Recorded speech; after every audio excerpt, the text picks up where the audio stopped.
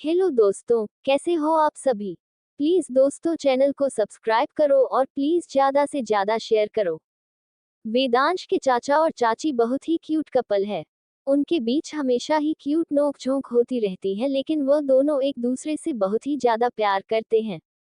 उनकी प्यारी सी जोड़ी देख सबको लगता है कि उनकी लव मैरिज है, लेकिन असल में उनकी अरेंज मैरिज है। उन्होंने शादी के बाद एक दूसरे को सम्मान और प्यार दिया, यही वजह है कि उनका रिश्ता बहुत ही मजबूत हो गया था। शादी निभाने के लिए सबसे ज्यादा प्यार मायने रखता है, फिर चाहे आपकी शादी लव मैरिज हो या अरेंज, इससे कोई फर्क नहीं पड़ता। शादी के 20 साल बाद भी उन्हें खुद का बच्चा नहीं हुआ। उन्होंने बहुत से डॉक्टर को दिखाया भी, लेकिन कहते हैं ना, अगर किस्मत में ना हो तो वह आपको नहीं मिलती है। उन दोनों ने ही वेदांश और गीतांजलि को अपने बच्चों की तरह माना है, और इवन वेदांश तो अपने चाचा के साथ बहुत ही क्लोज है और वह अपनी छोटी से छोटी बात भी अपने चाचा और चाची को बताता है। देखने वालों को हमेशा ही यही लगता है कि वेदांश उनका ही बेटा हो। वेदांश भी उन्हें अपने माँ पापा से कम नहीं समझता है। उसके लिए भगवान ने उसे 2 माँ और 2 पिता दिए जो उसे सबसे ज्यादा प्यार करते हैं, जिसके लिए वो हमेशा भगवान से शुक्रिया करता है। चाचा जी भी अपनी जगह पर खड़े हो जाते हैं और बोलते हैं, भाभी मैं जाता हूँ वेदांश को लेकर। केशवी जी मुस्कुरा देती हैं। गीतांजलि को अपना कॉलेज का कुछ काम करना था, इसलिए वह अपने रूम में चली जाती हैं। चाचा जी वेदांश को सहारा देकर खड़ा करते हैं और उसे वेदांश के कमरे की ओर ले जाते हैं, और चाची और वैष्णवी उनके पीछे पीछे जाते हैं।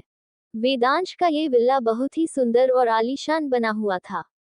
बाहर की ओर बहुत ही सुंदर बगीचा होता है, जहां अलग अलग तरह के फूल लगे होते हैं, और साथ ही बगीचे के बीच फाउंटेन लगा होता है जो उस बगीचे की शोभा को 4 चांद लगा रहा होता है।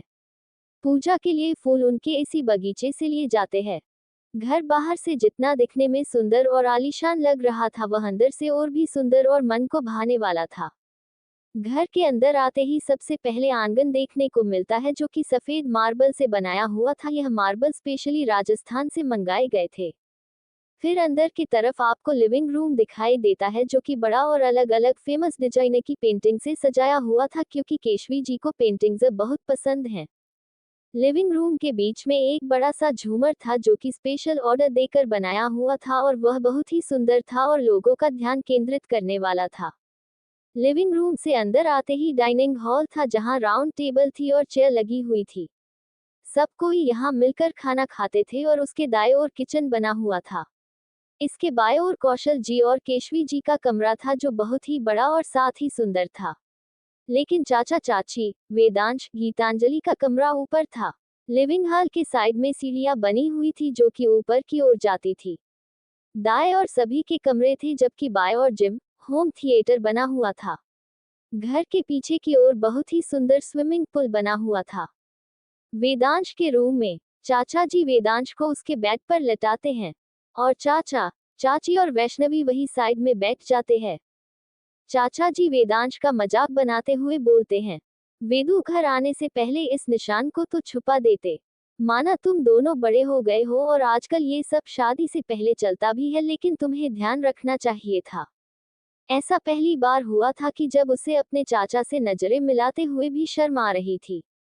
तभी चाची भी वेदांश का मजाक बनाते हुए और मुस्कुराते हुए बोलती है, वेदू मुझे नहीं पता था तुम इतने रोमांटिक होगे। मुझे तो लगा था तुम अपना पहला किस भी शादी के बाद ही करोगे।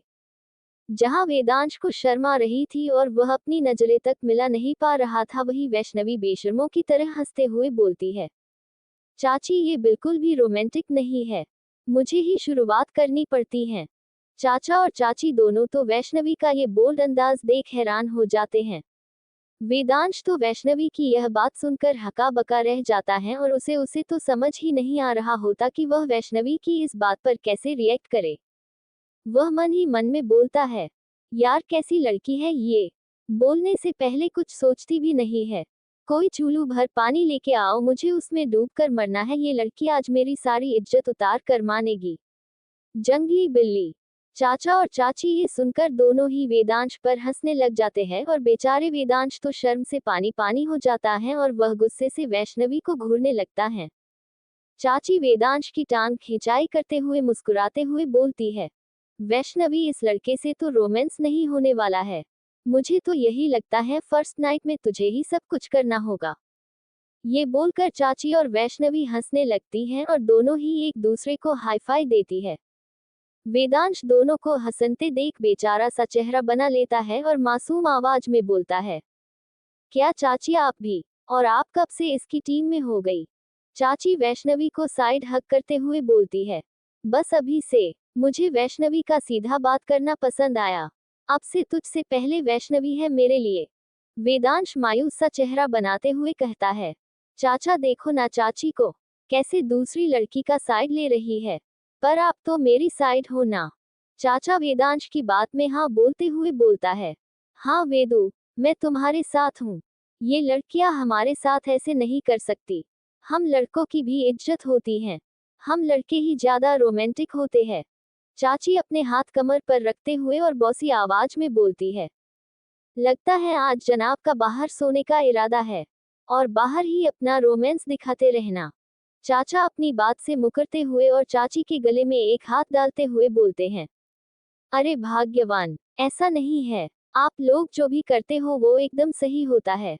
हम लड़के कहाँ रोमांस जानते हैं। ये सुन चाची मुस्कुरा देती है और अपने चाचा को इतने जल्दी पलटते देख वेदांश शौक हो जाता है। वैष्णवी तो इन क्यूट कपल की नोक-झोंक देख रही होती है और मुस्कुरा रही होती है। वैष्णवी की मम्मी उसे बचपन में ही छोड़कर चली गई तो उसने कभी अपने पेरेंट्स की क्यूट नोक-झोंक नहीं देखी होती और उसके पापा के अलावा कोई है भी नहीं। वैष्णवी को उन सब के बीच अच्छा महसूस होता है। वैष्णवी मुस्कुराते हुए बोलती है, आप दोनों बहुत ही प्यारे कपल हो।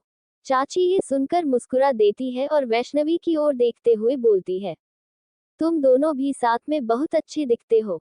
वैष्णवी ये सुन खुश हो जाती है पर वेदांश अपनी सड़ी सी शकल बनाकर बैठ जाता है।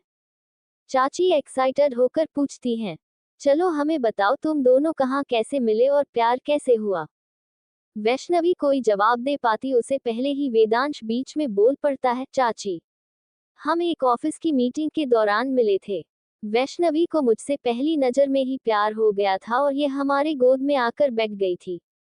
वेदांश नहीं चाहता था कि वैष्णवी कुछ उल्टा बोले पर वह खुद ही गलत बोल पड़ा जिसे सुनकर यही लग रहा होता है कि वेदांश को बिल्कुल भी रोमांस नहीं आता है और वैष्णवी ही सब करती है।